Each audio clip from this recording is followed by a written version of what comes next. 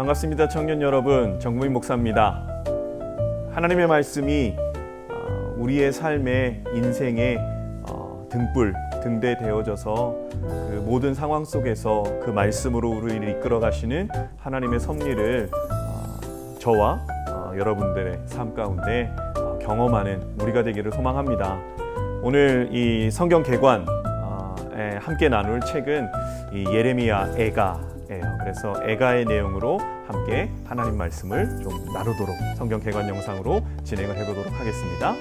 이 예레미야 애가라고 하면 구체적으로 이렇게 얘기합니다. 그러니까 예루살렘 멸망에 대한 애가, 이 슬픈 노래지요. 그래서 BC 586년에 이 바벨론의 느부갓네살 왕이 예루살렘을 침공했고 그렇게 멸망된 예루살렘 그리고 멸망된 유다의 이야기에 대한 기록, 그것이 이제 예레미야 애가지요. 이 예레미야 애가 앞에서 있었던 책 이 예레미야와 같이 저자가 이 예레미야입니다. 그래서 이 예레미야 애가와 이 앞에 있는 책 예레미야 유사성이 많아요. 저자가 같기 때문에. 그래서 좀 이렇게 설명할 수 있겠습니다. 이 예레미야라는 책은 이 유다와 또 그 안의 중심인 예루살렘이 황폐하게 될 것을 예언하고 그리고 그 예언들이 얼마나 정확하게 성취되었는가에 대한 부분이 이제 사실적 기록이 예레미야예요. 그러면 이 예레미야 애가는 무엇인가? 이 예레미야 애가는 이 재앙의 날이 오지 않기를 진심으로 바라는 예레미야의 마음, 그리고 그렇게 바라지만 그 날이 다가오고 있음, 그 날을 생각할 때 마음이 몹시 상함을 보여주는 책이 예레미야 애가예요. 이 예레미야가 이렇게 선포합니다. 예레미야서에 너희가 바벨론에게 항복하고 포로로 끌려가는 것이 더 좋은 것이다. 이것이 하나님의 뜻이다. 라고 백성을 향하여, 유다 백성을 또 예루살렘에서 선포했을 때 그 사람들 안에 오해가 있어요. 어떤 오해이냐? 예레미야에 대한 시각인데 이 예레미야는 말 그대로 멸망을 기다리는 자다라는 오해가 있었어요. 그래서 그렇게 멸망을 예언했고 그렇게 멸망되어 가자 그래 네 말대로 돼서 좋겠다 등등의 인식들이 있었겠죠. 그래서 민족의 배신자적 그런 시각을 받는 예레미야였어요. 그래서 멸망을 기다리는 자 예레미야. 그러나 예레미야 애가에 기록된 예레미야의 마음은 무엇이나 방금 얘기한 대로 그 멸망당하는 것을 보고 아프고 슬퍼하는 선지자의 고통을 기록한 책이 예레미야다라는 것. 그래서 여러분들을 읽으실 때 그 멸망을 기다리는 자 때가 왔다가 아니라 예레미야가 이렇게 아파하고 있구나. 그리고 예레미야의 마음을 통한 하나님의 마음 그렇게 슬퍼하고 계시구나 라고 여기셨으면 좋겠어요. 그래서 애가의 흐름은 이렇습니다. 이 죄로 인해 멸망당하는 예루살렘, 그리고 하나님의 백성들의 반역에 대한 내용이 기록되어져 있고 그로 인한 선지자의 슬픔, 그리고 그 안에 담겨져 있는 심판할 수밖에 없는 하나님의 슬픔에 대한 내용이다. 한마디로 이렇게 얘기하는 거죠. 그 고통에 대한 성경의 압축적이고 절절한 증언, 그리고 순환당하는 교회를 향한 탄식, 하나님을 향한 회개의 고백, 죄의 결과에 대한 불평이 아니라 하나님의 은혜와 긍휼을 구하는 것, 이것이 예레미야를 우리가 통독할 때 이러한 내용의 흐름으로 진행되는 것이 예레미야구나라고 아시면 좋을 것 같아요. 이 히브리 역사, 유다 역사에 중추적인 이 두 사건이 있습니다. 두 사건이 있는데 좀 대비가 되죠. 하나는 이 출애굽이라는 사건과 또 하나는 바벨론 포로, 우리가 지금 예레미야 애가에서 나오는 부분이에요. 그래서 이 출애굽이라는 부분을 봤을 때 이 출애굽, 애굽이라는 나라는 이 하나님의 백성으로 준비되어지는 인큐베이터의 역할을 감당합니다. 인큐베이터, 이 애굽이라는 나라는 이 포로로 끌려간 이 바벨론이라는 나라를 생각했을 때 이거예요. 하나님 앞에 범죄함으로 인해서 말 그대로 투옥되는 형식입니다. 그래서 감옥이다라고 표현할 수 있겠어요. 또한 이 출애굽을 얘기할 때 말 그대로 기쁨과 자유를 맛보는 즐거움과 축제예요. 그래서 모세도 노래하고 모세의 누인 미리암도 노래를 합니다. 반면에 바벨론으로 말을 하면 죄에 대한 심판의 결과이기에 통곡과 비극과 슬픔에 대한 내용이 이 바벨론 포로에 대한 내용이고, 말 그대로 출애굽은 종이었다가 이제 자유로의 소망으로의 출발이 출애굽이고, 바벨론 포로는 이제 종으로 끌려가는 절망에 대한 부분으로서 이야기할 수 있겠지요. 그래서 히브리 역사의 중시적 두 사건, 출애굽과 그리고 바벨론 포로, 이 바벨론 포로에 대한 이 어두운 부분, 아픈 부분, 절망적인 부분, 그래서 예레미야 애가의 시작이 1장 1절이 이렇게 기록되어져 있습니다. 슬프다라고 합니다. 슬프다. 이성이여 전에는 사람이 많더니 이제는 어찌 그리 적막하게 앉았는고. 전에는 열국 중에 크던 자가 이제는 과부같이 되었고, 전에는 열방 중에 공주였던 자가 이제는 강제 노동하는 자가 되었도다. 이 예레미야의 탄식이에요. 그래서 슬프다. 그래서 1장도 2장 4장도 그렇게 시작합니다. 슬프다라고. 그러나 예레미야의 시작이 이렇게 해서 슬픔으로 끝나느냐? 그렇진 않죠. 슬픔으로만 가진 않습니다.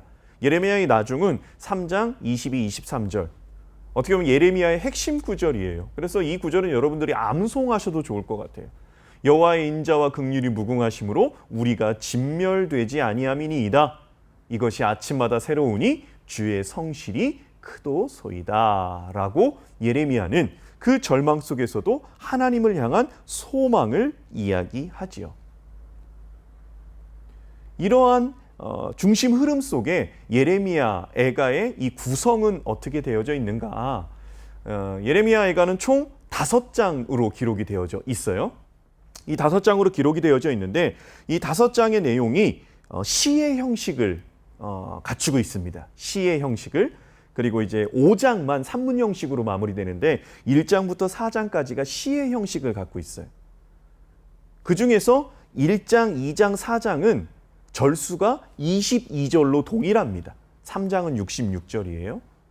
그리고 여기 나와 있는 히브리어 알파벳, 그게 22개다라고 나와 있는데 히브리어 알파벳에 22개 이렇게 되어져 있습니다. 그래서 뭐 알렙, 베트, 기메, 달레, 해, 뭐 이렇게 해서 쭉 해서 돼 있어요. 이게 22개의 히브리어 알파벳이거든요. 그래서 방금 말씀드린 이 시의 형식으로 기록되어져 있고 22절로 기록되어져 있고, 그리고 히브리어 알파벳 수가 22개 이렇게 되어져 있다. 이게 어떤 의미냐면 히브리어 알파벳은 이렇게 오른쪽에서 왼쪽으로 읽습니다. 글씨도 쓸 때도 우리는 왼쪽에서 오른쪽으로 이렇게 읽지요. 그런데 히브리어는 오른쪽에서 왼쪽으로 이렇게 기록이 되어져 있어요.